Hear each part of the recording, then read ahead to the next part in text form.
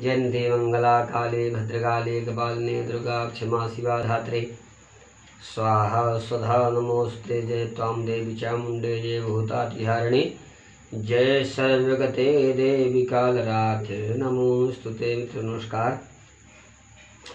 भगवान की कृपा से सब कुछ अच्छा चल रहा है।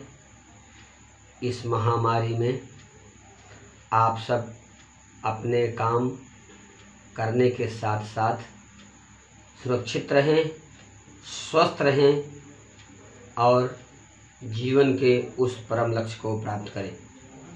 आज हम आगे की कथा गरुड़ जी के बारे में बात करेंगे। गरुड़ जी महाराज भगवान नारायण के पार्षद थे और इनके चलने से, इनके पंखों से वेदध्वनि निकलती थी। तभी घंटी जो बजती है उसमें गरुड़ का आह्वान होता है। सस्वर वेद पाठ होता है इनके चलने से। दूसरी बात, इनको एक बार मोह हो गया था। रामायण में एक युक्ति आती है, जब भगवान राम और लक्ष्मण को नागफास में मेघनद बांध दिया था, उसी समय इनको बुलाया गया था कि आप नाग को काट करके भगवान राम लक्ष्मण को मुक्त कर दीजिए। आकर काट तो दिए। ये इनको विस्मय ये हो गया, जब ये ब्रह्म हैं तो क्या नाग फांस अपने से नहीं काट सकते हैं? ये कैसा ब्रह्म है? लगता है लोकल ब्रह्म है, राम सही ब्रह्म नहीं है। और वापस जाते समय बहुत ही परेशान हो गई है। कहीं बैठते उठते ऐसी चिंता हो गई कि घर इनको पहुंचना मुश्किल हो गया। सीधे ब्रह्मा जी के पास गए, प्रभु राम कौन है? ब्रह्मा ने कहा ब्रह्म है। ब्रह्म है तो नाग फांस नहीं काट सके, कैसा ब्रह्म है? ब्रह्मा ने कहा तुम समझ नहीं पाओगे, तुम जाओ शंकर के पास। ब्रह्मा एक बार भोग चुके थे बेचारे भगवान कृष्ण के समय, और भी एक दो दृष्टांत आए हुए हैं। ब्रह्मा को मुँह की खानी पड़ गई थी। ब्रह्मा एक बार मन में सोचे, अगर मैं ना होता तो सृष्टि कौन करता? नारायण प्रभु को ज्ञात हुआ मन से ही, नारद जी को भेजे कि जाकर पिताजी का हाल चाल ले आओ। नारद जी ने कहा पिताजी क्या समाचार है? बोले सब ठीक है, हम ना होते तो सृष्टि कौन बनाता, यही चिंता में पड़ा हुआ हूँ। अरे रे रे रे रे, बहुत ये तो बहुत खराब आपके मन में आ गया पिताजी। चलिए बाहर निकलिए, आपको थोड़ा घुमा लाता हूँ, मना को परेशान हो गया है। ले गए। ऊसर खेत था, ऊसर, जहाँ कुछ जमता नहीं था।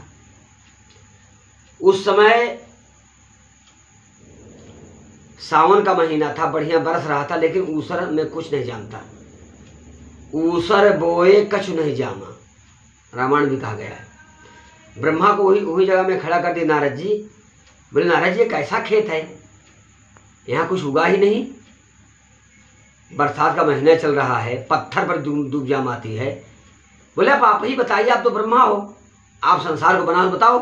बोले मैंने इसको नहीं बनाया है। अरे तो कौन बनाया पिताजी? देखा एक ऊँट आ रहा था उधर से। ब्रह्मा ने कहा ये भी मैं नहीं बनाया हूँ। ये कौन है? कहा ये ऊँट है, ऊँट।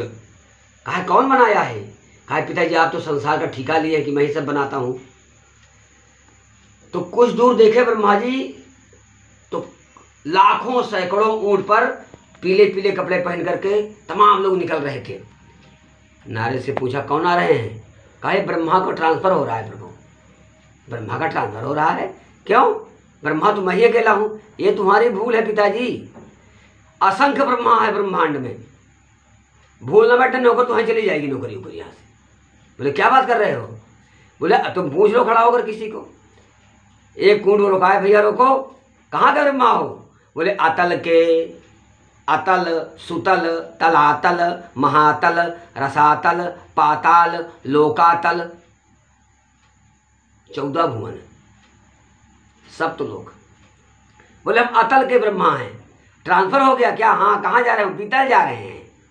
अरे राम राम, मैं तो ब्रह्मा अकेले समझ रहा था अभी तक। भगवान नारायण को ब्रह्मा ने वहीं से नमस्कार किया।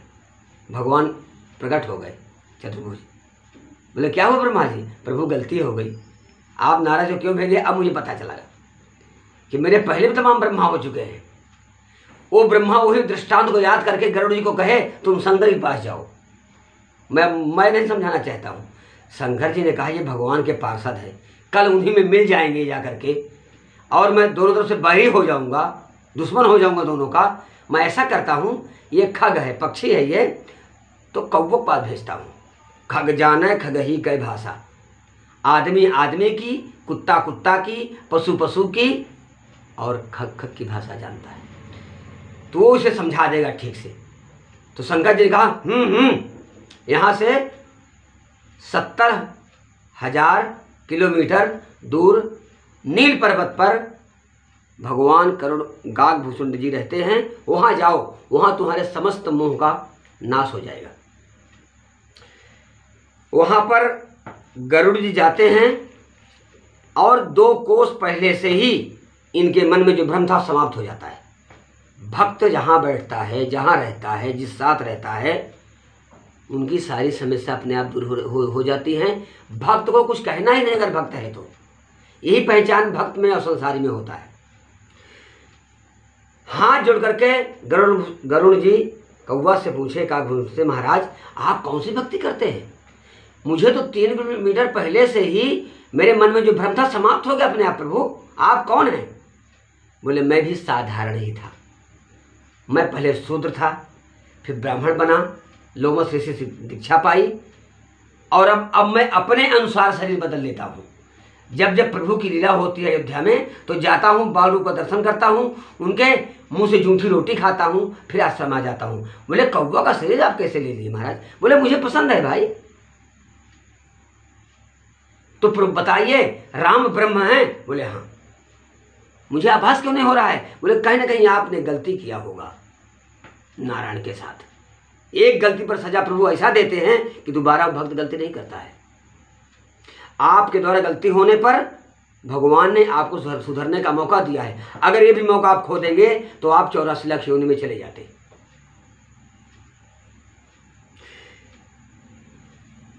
संयोग से सारे पक्षी वहीं पर बैठकर कथा सुनते थे। देवता भी पक्षी बन करके वहां कथा सुनने आते थे। वृत्तांत काफी बढ़ा। रामचरितमानस में जो गरुड़ का अभिमान को मिटाने के लिए भगवान ने प्रयत्न किया, वो प्रयत्न बराबर करने से भक्त को भी अज्ञान नहीं होता है। इसलिए हम अंधकार का नाश करने के लिए भगवान गोविंद का स्मरण चिंतन करते रहें, मन से प्रार्थना करते रहें। हर हर महादेव।